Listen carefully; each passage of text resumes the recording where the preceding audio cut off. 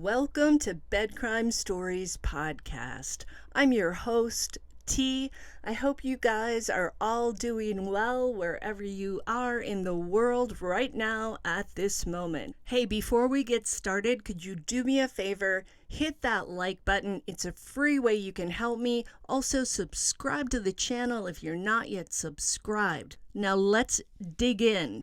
So there's been a lot of talk that Debbie Collier's daughter, Amanda Bearden, that her boyfriend, Andrew Geigerich, owes probation fees coming to an amount that's close to the $2,385 that were sent from supposedly Debbie Collier to her daughter, Amanda Bearden, at 3:17 p.m. on the day that Debbie would later go missing, Saturday, September 10th. A lot of people have said that if Amanda and Andrew are responsible for the crime, and if they forced Debbie to send these monies, then they must be pretty stupid criminals.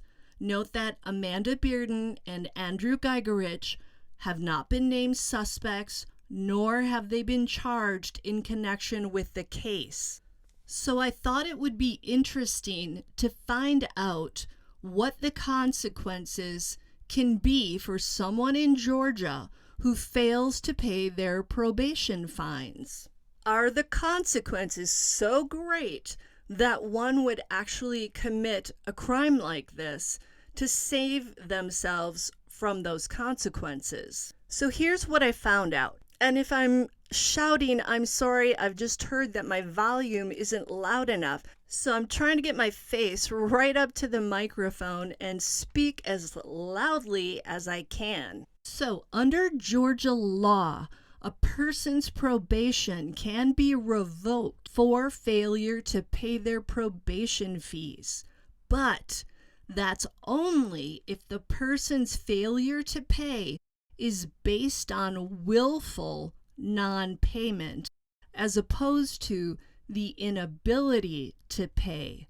Let me explain. If a person on probation fails to pay their probation fees because of an inability to pay, they have to go to court and bring any and all documents that show the court that they're having to file for unemployment and are unable to pay. The court cannot revoke a person's probation for non-payment if the person proves they are unable to pay.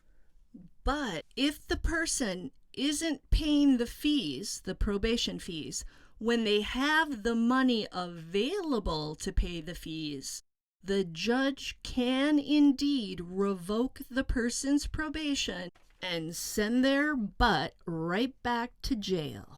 So the question is now, would Amanda Bearden and or Andrew Geigerich have been worried enough about Andrew getting his probation revoked and being sent back to jail to either ask or force Amanda's mother, Debbie Collier, to give them the money?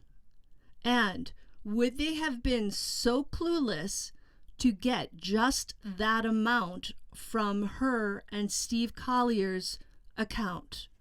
It doesn't really seem logical to me, but some people are terrified of being incarcerated and they'll do anything to get the money to avoid living in a cell behind bars and having to wear an orange jumpsuit and those weird flip-flops. So I guess it's a possibility. I heard someone say that the Collier's account only had $10 left after allegedly Debbie, made the Venmo transaction. We do know that the transaction was made and that Amanda Bearden did receive the monies. So if there was really only $10 left, that could also explain the weird amount. But then again, why not just take the entire balance, right? We'll just have to wait and see what the investigators discover in terms of whose device the Venmo was made from. And now, if you wouldn't mind smashing that like button, also check out my merchandise. I worked a little bit with the designs and I think they look pretty cool.